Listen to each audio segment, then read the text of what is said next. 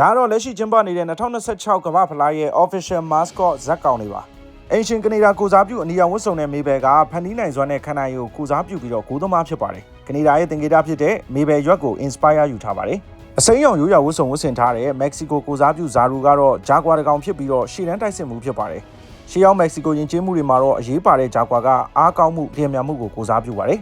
နောက်ထပ်အင်ရှင်အမေရိကန်ကိုစားပြုသိန်းငယ် Clash ကတော့အပြာရောင်ဝတ်စုံကိုဝတ်ဆင်ထားပြီးတော့ကွင်းလေကစားသမားဖြစ်ရဲရင်မှုဦးဆောင်မှုနဲ့ညီညွတ်မှုကိုကိုစားပြုပါတယ်။ဒါပေမဲ့ကမ္ဘာဖလားပြိုင်ပွဲကြီးကျင်းပချိန်မှာတော့ official မဟုတ်တဲ့ချစ်စရာတက်ရှိ mascot လေးတစ်ကောင်ထပ်မံထွက်ပေါ်လာပါတယ်။သူကတော့မဲလင်းလို့ခေါ်တဲ့အသက်2နှစ်အရွယ်ဘဲကလေးပဲဖြစ်ပါတယ်။ Ese es mi Merlin. ¿Qué onda, Merlin? Hola, Merlin.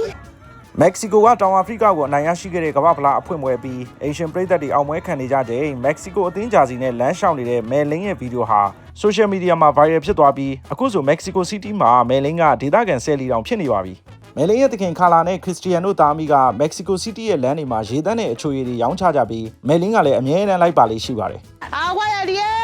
မဲလင်းရဲ့တခင်ခါလာရဲ့ပြောပြချက်အရာတော့သူတို့သားမိဟာခွေးတွေကြောင်နေနဲ့ဓာတ်မတည့်တဲ့ allergic ရှိတာကြောင့်မဲလင်းကိုသူတို့သားမိရဲ့အဖော်အဖြစ်နဲ့မွေးခဲ့တာလို့ဆိုပါတယ်အခုဆိုရင်တော့ကမ္ဘာဖလားအတွက်သတင်းယူဖို့မက္ကဆီကိုစီးတီးကိုရောက်နေကြတဲ့နိုင်ငံတကာသတင်းမီဒီယာတွေကပါမဲလင်းကိုစိတ်ဝင်စားလာကြပြီးအင်တာဗျူးတွေတောင်ဖြေနေရပါပြီတခါတလေကျရင်ဘဝမှာစာရဒန်ပေဒန် official အတိမတ်ပြုမှုတွေဆိုတာထက်မိမိကိုအမှန်တကယ်ချစ်ခင်လို့လှက်လိုက်လဲလဲအတိမတ်ပြုမှုတွေကပို့ပြီးတော့လွတ်လပ်ပျော်ရွှင်ရကြောင်းမက္ကဆီကိုလမ်းမတွေပေါ်မှာတတောက်တောက်နဲ့ရှောက်သွားနေတဲ့အညာတရဘဲလေးမဲလင်းကကျွန်တော်တို့ကိုတက်တည်ပြနေသလိုပါပဲ